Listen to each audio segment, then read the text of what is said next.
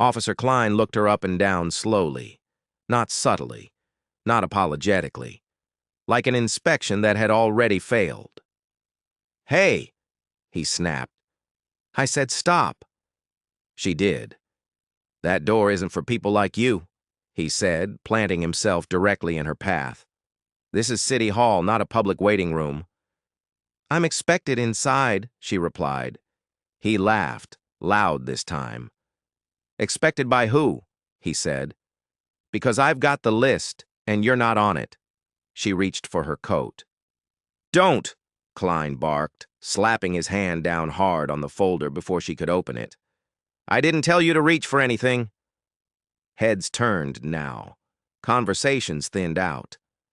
The room sensed blood. "You think dressing nice makes you important?"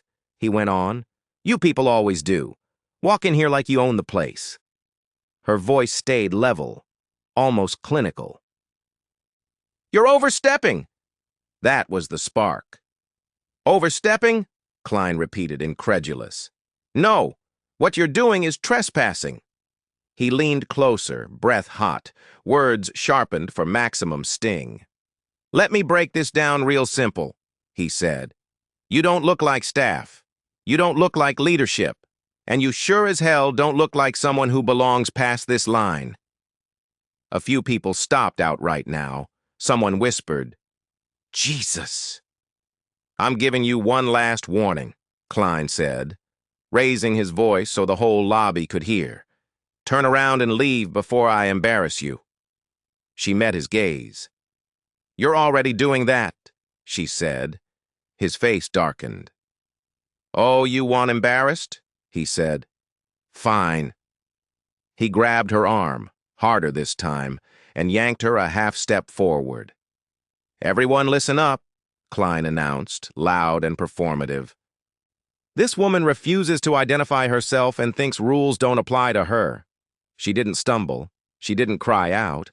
She simply said clearly, "Take your hand off me." Klein tightened his grip. "No," he said flatly. "You lost that privilege when you decided to make a scene." He started pulling her toward the exit. "Let's go," he snapped. "I don't care who you think you are. In here, you're nobody." The word hit. Nobody.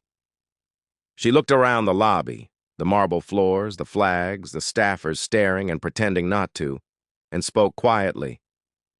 "You're very confident for someone who hasn't asked my name." Klein scoffed. "I don't need your name," he said. "People like you are all the same. Always pushing, always playing victim when someone finally puts you in your place." He reached for his radio with his free hand. "Yeah," he said into it, voice smug. "I've got a non-compliant woman causing a disturbance. I'm escorting her out now." That was when a door behind them opened, hard.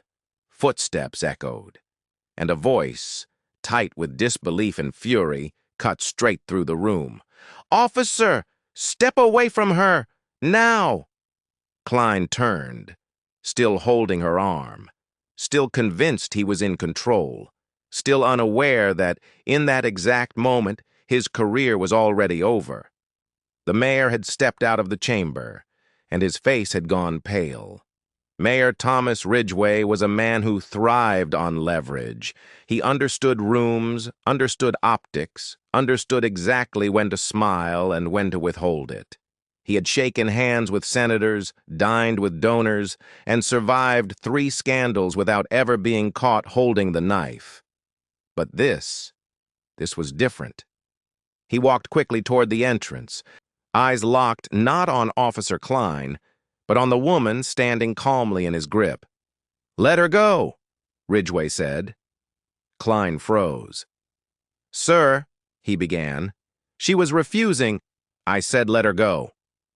Klein obeyed immediately, confusion now blooming into something colder.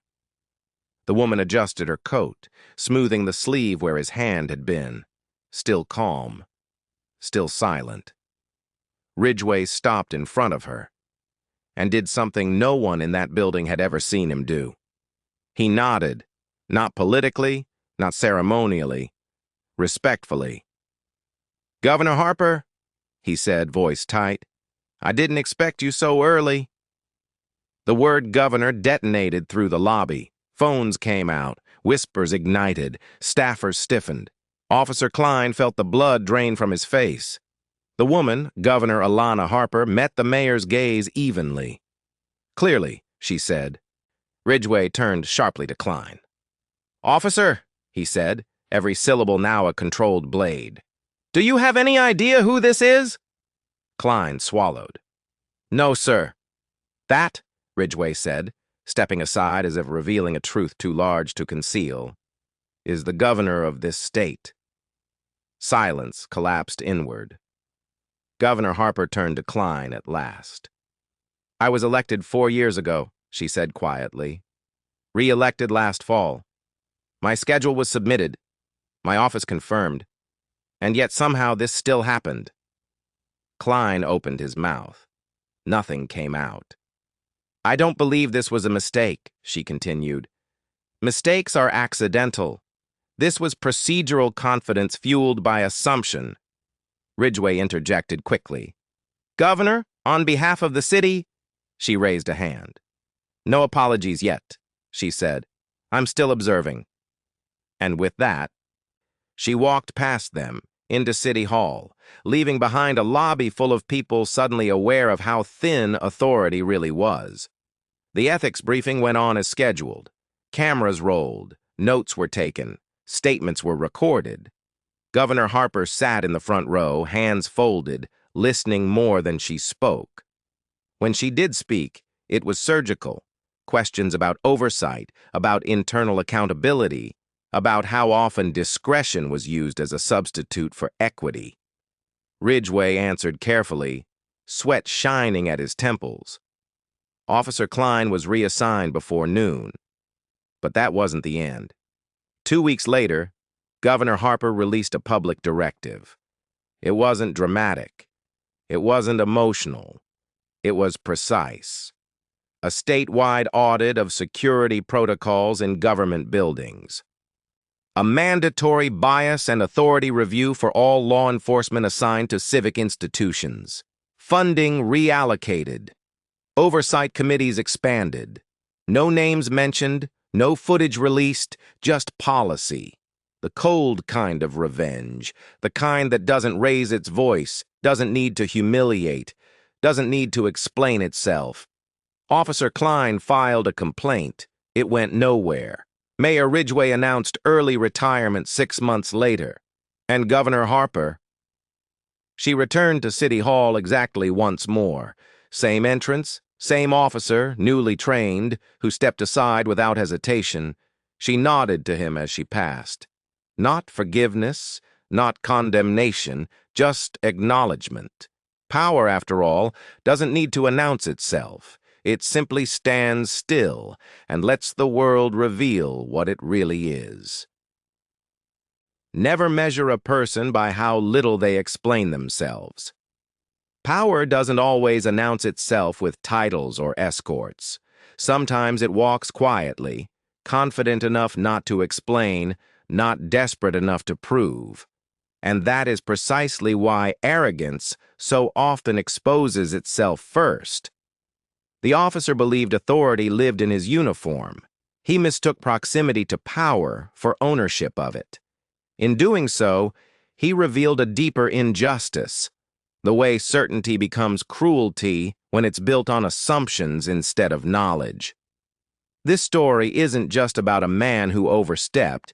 It's about a system that rewards confidence without accountability, and how easily dignity can be mistaken for defiance when it comes from someone society has trained itself to underestimate. The lesson is simple, but unforgiving.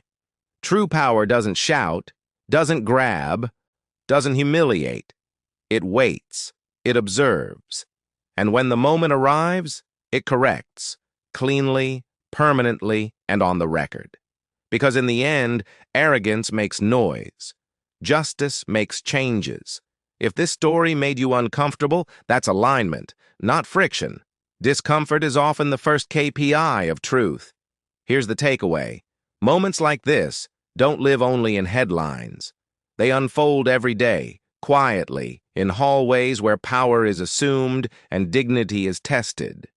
The question isn't whether injustice exists. It's whether we recognize it when it wears confidence. So now, let's open the floor. Have you ever watched authority mistake itself for superiority? Have you ever been underestimated and waited for the truth to catch up? Drop your perspective in the comments. Your story adds signal to this conversation. If narratives that expose arrogance, challenge systems, and deliver quiet accountability resonate with you, subscribe to Hidden Tales Stories and stay connected. This channel doesn't chase noise. We document consequences. And if you believe stories like this deserve visibility, share it. Not for outrage, for awareness. Because when these moments are remembered, repeated, and recorded, power learns to behave.